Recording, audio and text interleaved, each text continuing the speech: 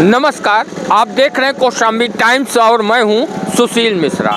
इस समय उत्तर प्रदेश के प्रयागराज में देश भर से साधु संत के साथ साथ देश भर के लोग जो कल्पवास करते हैं वो यहाँ इस समय मौजूद हैं। इस समय प्रयागराज तंबुओं का शहर बन चुका है। आज ऐसे ही एक छोटे से व्यवसायी से आप लोगों को मिलवाएंगे जो भारत के वीर योद्धा महाराणा प्रताप से जिनकी कहानी जुड़ी है।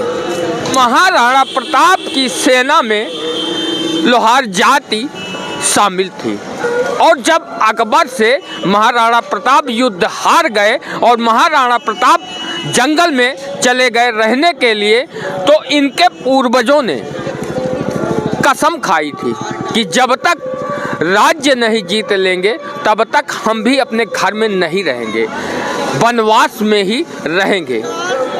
महाराणा प्रताप ने अपना राज्य वापस तो पा लिया, लेकिन इनके पूर्वजों ने अपना घर जब छोड़ा तो तब से लेकर आज तक ये लोग भटक रहे हैं। अपना कोई आवास इन्होंने नहीं बनाया। पूर्वजों के द्वारा खाई हुई कसम को ये लोग आज भी निभा रहे हैं, लेकिन अब इन लोगों की सोच में परिवर्तन आया है। अभी हमारी इनसे बातचीत हुई क्योंकि हमने जब यहाँ लोहे के जो बर्तन दिखाई दे रहे हैं इन्हें देखा तो अपनी गाड़ी को रोक दिया। तो हमारे मन में भी एक जिज्ञासा थी कि हो न हो कहीं ये लोग उसी वंशज के तो नहीं हैं। हम जब इन्होंने महाराणा प्रताप का नाम लिया तब हम पूरी तरह से कंफर्म हो गए कि ये लोग वही हैं। तो हमने लगा कि देश के लोगों को इनके पूर्वजों का इतिहास बताना चाहिए। आप लोग कब आए प्रयागराज? हम राजस्थान से। हाँ, नहीं यहाँ पर आप कब आए? अभी यहाँ हाँ। अभी तो आए भैया, हमें हो गया 15-20 दिन। 15-20 दिन। हाँ। तो कितनी कमाई हो रही है? अभी तो कमाई तो नहीं हो रहा भैया, हमारा यही पेट गुजारा हमारा चल रहा है जी। और राजस्थान से आया था हमारा बाप दादे, तो अभी हम एमपी में रह रहे हैं जी। तो झोपड़ी बना के रह रहे हैं। हाँ। बस। तो क्या आपके जो जैसे पुरखों ने कसम खाई थी, तो क्या अब आप लोग पक्का मकान बनाने लगे? हाँ, अभी हमारे बाप दादे ने कसम खाई थी कि हम घर नहीं बना कर रहेगा जब तक महाराणा प्रताप का वो आदेश नहीं आएगा जब तक। तो अब हमें नया जमाना आ गया सर जी, तो हमने अभी धीरे धीरे झोपड़ा बनाया। पक्का नहीं बनाया, ऐसे ही बनाया है। तो अभी हम एमपी में रह रहे हैं, मध्य प्रदेश भोपाल, और हमारा जिला है सीहोर। हम रहते हैं नसरुल्लागंज के पास 5 किलोमीटर पीछे अकावलिया में रहते हैं। तो आपके समुदाय के लोग अब मकान बनाने लगे हैं? हाँ, अब हमारे आधे आदमी मकान बनाने लगे एमपी में। आपका नाम? जितेंद्र लोहार राठौर। गाड़ी हाँ। जीतू लोहार राठौर। हाँ। सोलंकी नहीं राठौर हूँ मैं, लोहार का गाड़ी है, इनकी समाज का हूँ मैं, साथ में है। हाँ। ये मेरा भाई है, ये मेरे मौसी का लड़का है, और हम साथ में आए धंधा करने के लिए थे यूपी में। तो मेले में हमको हो गए 15-20 दिन लगभग यहाँ पर आए हुए पहले। तभी हमारा धंधा बहुत कम चल रहा है, घर का गुजारा चल रहा है। बस 2 कढ़ाई बिकती है और बेचते हैं, खाना वाना करा के बच्चों पेट पालन कर रहे हैं, वैसी है। आप लोग अब अपने बच्चों को पढ़ा रहे हैं कि नहीं पढ़ा रहे हैं? अभी कोई सुविधा नहीं पढ़ा रही बच्चों की। बच्चे वगैरह सब साथ रहते हैं, हमारे फैमिली पूरा साथ रहती है, घर पर कोई रहता नहीं हमारे। इसलिए बोल रहे हैं कि बाबूजी कोई हमारी कोई सहायता करे और कुछ ना कुछ करे आप। तो अभी आप लोग अपने बच्चों को नहीं पढ़ा रहे हैं? पढ़ा रहे हैं सर जी, हमारे बच्चे अभी सब अनपढ़ है, हम भी खुद अनपढ़ है, हमारे बाप दादे अनपढ़। अब समय के साथ बदलाव लाइए, बच्चों को पढ़ाइए। धीरे धीरे आएगा, हमारा कमाई नहीं, हम अनपढ़ आदमी है, क्या करेंगे? ये लोहे का धंधा करते सर जी। हम कोई रोजगार होता तो हम घर पर। सुविधा नहीं दे रही है? सुविधा नहीं दे रही सरकार, देती तो हम घर से यहाँ थोड़ी आते कमाने खाने, बच्चों को पढ़ाते वहाँ पर घर से यहाँ थोड़ी आते कमाने खाने के लिए। इनके पुरखों ने कसम खाई और उस कसम को खाए हुए लगभग 700 से भी ज्यादा साल बीत चुके हैं, लेकिन पूर्वजों के द्वारा खाई हुई कसम को बच्चे आज भी निभा रहे हैं। हालांकि इन्होंने जो बताया उसके अनुसार 10-12 साल से ये लोग अब घर बनाने लगे हैं, लेकिन अभी भी इनके बच्चे शिक्षित नहीं हो रहे हैं। आखिर आधुनिक भारत के बच्चों के साथ इनके बच्चे साथ चल पाएंगे? अभी भी 3 बच्चे सर जी। जी अभी भी 3 बच्चे मेरे, लेकिन मैं अभी तक पढ़ा नहीं सका हूँ। और अब एक जगह आप अंदर नहीं, आप प्रयास करिए ना। तो अब आगे से रोजगार होएगा तो जब भी तो क्योंकि प्रयास जब तक करेंगे। आप नहीं जागोगे सरकार कहाँ से जागेगी? तो अब हमारे एक जगह धंधा होते हम जागते, हमें भी सब बच्चे बच्चे पढ़े लिखे मिलते हैं तो हमें भी बहुत दुख होता है। अब जो है आप अस्थाई करिए, अस्थाई हमारे पास गुंजाइश हो तो हम एक जगह रहते सरकार से पूरा जो आपका समुदाय है एकत्रित करिए सभी को और आवाज उठाइए, मांग उठाइए। जब तक आप लोग मांगोगे नहीं सरकार कहाँ से देगी? कई बार मांगा सर जी, हमने कई बार फार्म भी भरा, लेकिन अभी तक हमारा कोई सुनवाई नहीं किया।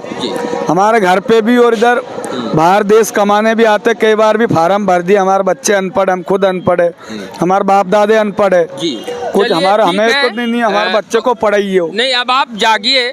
बंजारों के जैसा इनका जीवन लगभग आज 700-750 साल बीत चुके हैं। अब आप लोगों को बता दें कि इनके हाथों की कारीगरी है, कितना खूबसूरत ये बर्तन आपको दिखाई दे रहे हैं, ये इन्होंने अपने हाथों से बनाया है।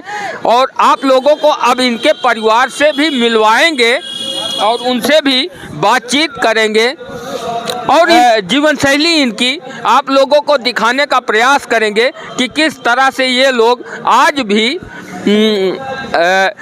जी रहे हैं और इनके बच्चे आज भी शिक्षित नहीं हो रहे हैं।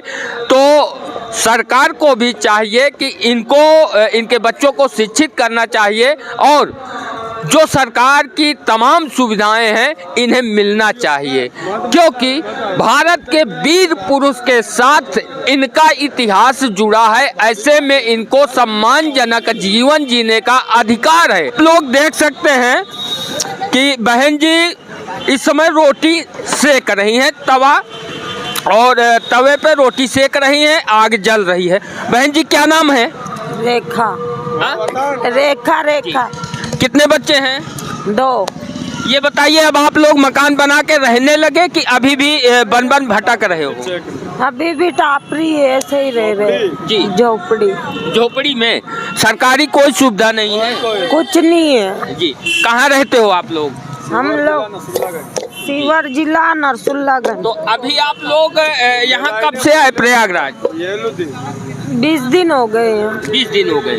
कुछ कमाई हो रही है? कुछ भी नहीं हो रहा है। हाँ जी, बोल। कुछ नहीं हो रहा। चलिए कोई बात नहीं। एक बहन जी और हैं, वो हमें बुला रही हैं, उनके पास भी जाने का प्रयास करेंगे।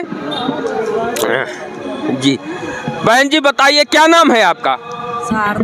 शारदा। हाँ। कितने बच्चे हैं? 2 बच्चे। बच्चों को पढ़ा रही हैं? नहीं पढ़ा रहे। क्यों नहीं पढ़ा रही हैं? व्यवस्था नहीं है।